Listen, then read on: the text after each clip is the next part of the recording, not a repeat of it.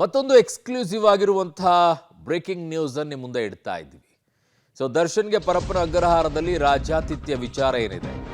ದರ್ಶನ್ ಜೈಲಿಗೆ ಹೋದ ಮೊದಲನೇ ದಿನದಿಂದಲೂ ಕೂಡ ಮನೆ ಊಟ ಸಿಕ್ಕಿದೆ. ಪಬ್ಲಿಕ್ ಟಿವಿಯಲ್ಲಿ ಮತ್ತೊಂದು ಎಕ್ಸ್ಕ್ಲೂಸಿವ್ ಆಗಿರುವಂತಹ ಮಾಹಿತಿಯನ್ನು ಮುಂದೆ ಇಡ್ತಾ ಇದ್ದೀವಿ. ಮೊದಲ ದಿನದಿಂದಲೂ ಕೂಡ ಮನೆ ಊಟ ಸಿಗ್ತಾ ಇತ್ತು ಅನ್ನುವಂಥದ್ದು ಕೇಳಿ ಬರ್ತಾ ಇತ್ತು. ಈಗ ಮತ್ತೊಂದು ಬಿಗ್ ಎಕ್ಸ್ಕ್ಲೂಸಿವ್ ಆಗಿರುವಂತಹ ಸುದ್ದಿಯನ್ನು ನಿಮ್ಮ ಮುಂದೆ ಇಡ್ತಾ ಇದ್ದೀವಿ. ಕೋರ್ಟ್ಗೆ ಸಲ್ಲಿಕೆಯನ್ನ ಮಾಡಿರುವಂಥದ್ದು ಅರ್ಜಿ ಬರೀ ನಾಟಕ ಅಂತ ಅನಿಸ್ತಾ ಇದೆ. ಅವತ್ತಿನಿಂದಲೂ ಈ ಅನುಮಾನ ಕಾಡಿಸ್ತಾ ಇತ್ತು. ಸುಮ್ಮನೆ ಒಂದು ಜನರ ದಾರಿ ತಪ್ಪಿಸ್ಬೇಕು, ಉಳಿದಂಥವ್ರ ದಾರಿ ತಪ್ಪಿಸ್ಬೇಕು, ಒಂದು ಅರ್ಜಿ ಹಾಕುವಂಗೆ ಹಾಕ್ಬಿಡೋಣ ಅಂತ ಹೇಳ್ಬಿಟ್ಟು ಮನೆ ಊಟ ಕೇಳಿದ್ದೀವಿ, ಮನೆ ಊಟ ಕೊಡ್ತಾ ಇಲ್ಲ ಅನ್ನೋ ರೀತಿಯಲ್ಲಿ ಬಿಲ್ಡಪ್ ತಗೊಳ್ಳೋಕ್ಕೆ, ಒಂದು ಅನುಕಂಪವನ್ನು ಸೃಷ್ಟಿ ಮಾಡೋಕ್ಕೆ ಮಾಡಿದಂಥ ಡ್ರಾಮಾ ಇದ್ದಂಗೆ ಇತ್ತದು. ಈಗ ಜೈಲಿನಲ್ಲಿ ಮನೆ ಊಟ ಸಿಗ್ತಿಲ್ಲ ಅಂತ ಅರ್ಜಿ ಸಲ್ಲಿಸಿದ್ದೆ ಬರೀ ನಾಟಕನ ಅನ್ನುವಂಥದ್ದು ಈಗ ಬೆಳಕಿಗೆ ಬರ್ತಾ ಇದೆ. ಕಾರಣ ಇಷ್ಟೆಲ್ಲ ವ್ಯವಸ್ಥೆಗಳು ಆದ ನಂತರ 10 kg ಡೌನ್ ಆಗಿಬಿಟ್ಟಿದೆ, ಪುಸ್ತಕಗಳು ಬೇಕು ನನಗೆ, ಓದಕ್ಕೆ ಬೇಕಾಗಿದೆ, ಪಶ್ಚಾತ್ತಾಪ ಪಡ್ತಾ ಇದ್ದಾರೆ, ಊಟ ಸರಿಯಾಗಿ ಹೋಗ್ತಾ ಇಲ್ಲ, ನಿದ್ರೆ ಬರ್ತಾ ಇಲ್ಲ, ಇವೆಲ್ಲ ಕಥೆ ಅಂತ ಅನಿಸ್ತಾ ಇದೆ. ಜೈಲಿನಲ್ಲಿ ಜೈಲೂಟ ಸೇರ್ತಾ ಇಲ್ಲ, ತಿನ್ನೋಕ್ಕಾಗದೆ ಸಣ್ಣ ಆಗಿದ್ದಾರೆ ಅಂತ ಹೇಳ್ತಾ ಇದ್ದಿದ್ದೆಲ್ಲ ಸುಳ್ಳು. ದರ್ಶನ್ಗೆ ಜೈಲಿನಲ್ಲಿ ಐಷಾರಾಮಿ ಮನೆ ಊಟ ಸಿಗ್ತಾ ಇದೆಯಾ? ಜೈಲಿನಲ್ಲಿದ್ದ ಪ್ರಭಾವಿಯ ಮನೆ ಊಟದ ಜೊತೆಗೆ ದರ್ಶನ್ಗೂ ಸಿಗ್ತಾ ಇತ್ತ? ಆ ಪ್ರಭಾವಿ ದರ್ಶನ್ ಸೇರಿ 5 ಜನಕ್ಕೆ ಮನೆ ಊಟವೇ ಬರ್ತಿತ್ತ? ಬಹುತೇಕ ಮೊದಲ ದಿನದಿಂದಲೇ ದರ್ಶನ್ಗೆ ಮನೆ ಊಟ ಸಿಗ್ತಾ ಇತ್ತ? ಮನೆ ಊಟ, ಸಿಗರೇಟು, ಟೀ ಸೇರಿದಂತೆ ಐಷಾರಾಮಿ ಸವಲತ್ತು ಸಿಗ್ತಿತ್ತ? ದರ್ಶನ್ಗೆ ಜೈಲಿನಲ್ಲಿ ರೆಸಾರ್ಟ್ ವ್ಯವಸ್ಥೆಯನ್ನ ಅಧಿಕಾರಿಗಳು ಕಲ್ಪಿಸಿದ್ರ? ಈ ಬಗ್ಗೆ ಹಲವು ಪ್ರಶ್ನೆಗಳು ಉಂಟಾಗಕ್ಕೆ ಶುರುವಾಗಿದೆ. ಇಷ್ಟೆಲ್ಲ ವ್ಯವಸ್ಥೆಗಳನ್ನು ಮಾಡಿಕೊಡ್ಬೇಕಾದಾಗ ಮನೆ ಊಟ ಇನ್ಯಾವುದು? ಎಲ್ಲ ವ್ಯವಸ್ಥೆಗಳು ಆಚೆ ಏನು ಬೇಕು ಅದಕ್ಕೆ ಅದನ್ನು ನಾನು ಕರೆದಿರೋದು ಜೈಲಲ್ಲ, ಅದು ಕ್ರಿಮಿನಲ್ಸ್ಗಳ ರೆಸಾರ್ಟ್ ಅಂತ ಹೇಳಿ. ನನ್ನ ಕ್ರೈಮ್ ಬ್ಯೂರೋಯಿಂದ ನನ್ನ ಸಹೋದ್ಯೋಗಿ ಉಮೇಶ್ ನನ್ನ ಸಂಪರ್ಕಕ್ಕೆ ಸಿಗ್ತಾ ಇದ್ದಾರೆ. ಉಮೇಶ್, ನಿನ್ನೆಯಿಂದಲೂ ನಾನೊಂದು ವರ್ಡ್ ಯೂಸ್ ಮಾಡ್ತಾ ಇದ್ದೀನಿ ಇದಕ್ಕೆ ಪದೇ ಪದೇ. ಇದೊಂದು ರೀತಿಯಾಗಿ ಜೈಲಲ್ಲ, ಇದು ಸೆರೆಮನೆನೂ ಅಲ್ಲ, ಅದರ ಜೊತೆಗೆ ಇದ್ಯಾವುದೋ ಪರಿವರ್ತನಾ ಮಂದಿರವೂ ಕೂಡ ಅಲ್ಲ, ಇದು ಕೇವಲ ಕ್ರಿಮಿನಲ್ಸ್ಗಳ ರೆಸಾರ್ಟ್ ಅಂತ ಹೇಳ್ತಾ ಇದ್ದೀನಿ. ತಪ್ಪಾಗುತ್ತಾ? ಇದನ್ನೆಲ್ಲ ನೋಡಿದರೆ ಹಾಗೆ ಅನಿಸ್ತಾ ಇದೆ ನನಗೆ. ಖಂಡಿತವಾಗ್ಲೂ ಅರುಣ್, ಇದು ರೆಸಾರ್ಟ್ ಅಥವಾ ಫಾರ್ಮ್ ಹೌಸು ಎರಡಕ್ಕೂ ಕೂಡ ಹೋಲಿಕೆ ಆಗುವಂಥ ಫೋಟೋ ನೆನ್ನೆ ಸಿಕ್ಕಿರುವಂಥದ್ದು. ಹಾಗಾಗಿ ಇದು ಪರಪ್ಪನ ಅಗ್ರಹಾರ ಜೈಲು ಅಂತೇಳಿ ಯಾರು ಕೂಡ ಭಾವಿಸ್ಕೊಳಕ್ಕಾಗೋದಿಲ್ಲ. ಆ ಮಟ್ಟದ ಅಲ್ಲಿರುವಂಥ ಸವಲತ್ತುಗಳು, ಅವರು ಕೂತಿರುವಂಥ ಸ್ಟೈಲು, ಅಲ್ಲಿ ಅಕ್ಕಪಕ್ಕ ಇರುವಂಥ ಆ ಚೇರು, ಅವ್ರು ಕೂತಿರೋಂಥ ಶೈಲಿ ನೋಡಿದ್ರೆ ನಿಜಕ್ಕೂ ಇದು ಪರಪ್ಪನ ಅಗ್ರಹಾರ ಜೈಲ ಅನ್ನೋ ಅನುಮಾನ ಖಂಡಿತ ಬರುವಂಥದ್ದು. ಇದು ಮತ್ತೊಂದು ವಿಚಾರ ಈಗ ಬೆಳಕಿಗೆ ಬರ್ತಾ ಇರುವಂಥದ್ದು. ಪ್ರಾರಂಭದಿಂದಲೂ ಕೂಡ ಈ ಅನುಮಾನಗಳಿದ್ವು. ಅದಕ್ಕೆ ಪುಷ್ಟಿ ನೀಡುವಂಥ ಫೋಟೋ ನೆನ್ನೆ ಸಿಕ್ಕಿರುವಂಥದ್ದು. ಅಂದರೆ ನಟ ದರ್ಶನ್ ಏನು ಪರಪ್ಪನ ಅಗ್ರಹಾರ ಜೈಲಿಗೆ ಹೋಗ್ತಾರೆ, ಜೈಲಿಗೆ ಹೋಗಿ ಇಲ್ಲಿವರೆಗೂ ಕೂಡ ಸುಮಾರು 65 ದಿನಗಳ ಕಾಲ ಆಗಿರುವಂಥದ್ದು. ಅಲ್ಲಿವರೆಗೂ ಕೂಡ ಡೇ 1ನಿಂದಲೂ ಕೂಡ ನಟ ದರ್ಶನ್ಗೆ ಮನೆ ಊಟ ಸಿಕ್ಕಿದೆ ಅನ್ನೋದ್ರ ಬಗ್ಗೆ ಮಾಹಿತಿ ಇತ್ತು. ಅದು ಹೇಗೆ ಅನ್ನೋದ್ರ ಬಗ್ಗೆ ಒಂದಷ್ಟು ಮಾಹಿತಿಗಳು ಕೂಡ ಇರುವಂಥದ್ದು. ನಟ ದರ್ಶನ್ ಜೈಲಿಗೆ ಹೋಗುವ ಒಂದು ಕೆಲವು ದಿನಗಳ ಮುಂಚೆಯೇ ಪ್ರಭಾವಿ ವ್ಯಕ್ತಿಯೊಬ್ಬರು ಆ ಪರಪ್ಪನ ಅಗ್ರಹಾರ ಜೈಲಿಗೆ ಹೋಗಿರ್ತಾರೆ. ಆ ಸಂದರ್ಭದಲ್ಲಿ ಅವರಿಗೆ ಕಾನೂನಿನ ಮುಖಾಂತರವೇ ಮನೆ ಊಟ ಕೊಡೋದಕ್ಕೆ ಅವಕಾಶ ಇರುತ್ತೆ. ಇದನ್ನು ಬಳಸ್ಕೊಂಡಂಥ ಅಲ್ಲಿನ ಅಧಿಕಾರಿಗಳು ಇವ್ರ ಹತ್ರ ದುಡ್ಡಿಸ್ಕೊಂಡು ನೇರವಾಗಿ ಅವರಿಗೆ ಆ ಪ್ರಭಾವಿ ವ್ಯಕ್ತಿಗೆ ಮನೆ ಊಟ ಏನು ಬರ್ತಾ ಇತ್ತು, ಆ ಊಟದ ಜೊತೆಗೆ ನಟ ದರ್ಶನ್ನೂ ಸೇರಿದಂತೆ 5 ಜನರಕ್ಕೆ ಪ್ರತಿದಿನ ಬೇಕಾದಂಥ ಮನೆ ಊಟ ತಂದು ಇವ್ರಿಗೂ ಕೊಡಲಾಗ್ತಿತ್ತು ಅನ್ನೋ ಮಾಹಿತಿ ಈಗ ಸಿಗ್ತಾ ಇರುವಂಥದ್ದು. ಹಾಗಾಗಿ ಡೇ 1ನಿಂದಲೂ ಕೂಡ ನಟ ದರ್ಶನ್ ಜೈಲೂಟ ತಿಂದೇನೆ ಹಾಗೆ ಅರ್ಜಿ ಹಾಕ್ಕೊಂಡು ಏನು ಇಟ್ಕೊಂಡು ಅರ್ಜಿ ಹಾಕಿದ್ರು. ಅರ್ಜಿ ಹಾಕಿದ ನಂತರದಲ್ಲಿ ಮನೆ ಊಟ ಬೇಕು, ಆ ಜೈಲೂಟ ತಿನ್ನೋಕ್ಕಾಗ್ತಾ ಇಲ್ಲ, ಹಾಗಾಗಿ 10 kg ಡೌನ್ ಆಗಿದ್ದೀವಿ, ಅನಾರೋಗ್ಯಕ್ಕೆ ಒಳಗಾಗಿದ್ದೀವಿ,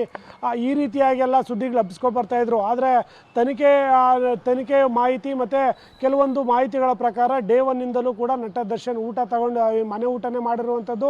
ಅದಕ್ಕೆ ಬೇಕಾದಂಥ ವ್ಯವಸ್ಥೆಯನ್ನು ಯಾವಾಗ ಆ ಪ್ರಭಾವಿ ವ್ಯಕ್ತಿಗೆ ಮನೆ ಊಟ ಬರ್ತಾ ಇದೆ ಪ್ರತಿದಿನ ಅನ್ನೋದು ಇವ್ರಿಗೆ ಗೊತ್ತಾಗುತ್ತೆ.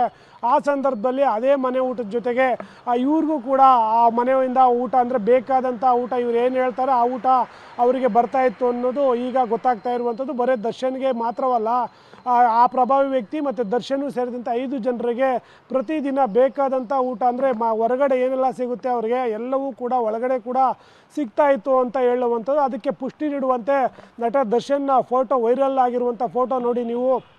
ಆ ಫೋಟೋದಲ್ಲಿ ಅವರಿರುವಂಥ ಔಟ್ಲುಕ್ ನೋಡ್ತಾ ಇದ್ರೆ ಖಂಡಿತವಾಗ್ಲೂ ಇದು ನಿಜ ಅಂತ ಹೇಳಾಗ್ತಾ ಇರುವಂಥದ್ದು. ಅರುಣ್, ಓಕೆ, ಹಾಗೆ ಸಂಪರ್ಕದಲ್ಲಿ ಉಮೇಶ್ ವಾಪಸ್ ಬರ್ತೀನಿ ನಿಮ್ಮ ಹತ್ರ. ಇನ್ನೊಂದು ಕಡೆಗೆ ಈಗ ತನಿಖೆ ವಿಚಾರದಲ್ಲಿ ಒಂದಿಷ್ಟು ಅಪ್ಡೇಟ್ಸ್ ಬರ್ತಾ ಇದೆ. ಪರಪ್ಪನ ಅಗ್ರಹಾರದಲ್ಲಿ ಕಿಲ್ಲಿಂಗ್ ಸ್ಟಾರ್ ದರ್ಶನ್ಗೆ ರಾಜ್ಯಾತಿಥ್ಯ ನೀಡಲಾಗ್ತಾ ಇದೆ. ರೌಡಿಗಳ ಜೊತೆಗೆ ದರ್ಶನ್ ಫೋಟೋ ವಿಡಿಯೋಲು ವೈರಲ್ ಆಗಿದೆ ಈ ವಿಡಿಯೋ ಎಲ್ಲ. ದರ್ಶನ್ಗೆ ಜೈಲನ್ನೇ ರೆಸಾರ್ಟ್ ಮಾಡಿಕೊಟ್ಟಿರುವಂತಹ ಅಧಿಕಾರಿಗಳಿಗೆ ನಡುಕ ಶುರುವಾಗಿದೆ. ರಾಜ ವೈಭೋಗಕ್ಕೆ ಅವಕಾಶ ಕೊಟ್ಟಿದ್ದಕ್ಕೆ ಅಧಿಕಾರಿಗಳ ತಲೆದಂಡವಾಗುತ್ತಾ? ರಾಜಾತಿಥ್ಯಕ್ಕೆ ಅನುವು ಮಾಡಿಕೊಟ್ಟಿದ್ದ ಅಧಿಕಾರಿಗಳ ಮೇಲೆ ತೂಗುಗತ್ತಿ. ಆಗದೇ ಇದ್ರೇನೆ ಚರ್ಚೆ. ಆಂತರಿಕ ತನಿಖೆಗೆ ಕಾರಾಗೃಹ ಡಿಜಿ ಮಾಲಿನಿ ಕೃಷ್ಣಮೂರ್ತಿಯವರು ಆದೇಶವನ್ನು ಹೊರಡಿಸಿದ್ದಾರೆ. ತಪ್ಪು ನಡೆದಿದ್ರೆ ಅಂತವರ ವಿರುದ್ಧ ಕಠಿಣ ಕ್ರಮ ಅಂತ ಮೇಡಮ್ ಹೇಳಿದ್ದಾರೆ. ಈಗ ತಪ್ಪು ನಡೆದಿದ್ದಾರೆ ಅಂದರೆ ನಡೆದಿಲ್ವಾ ಮೇಡಮ್?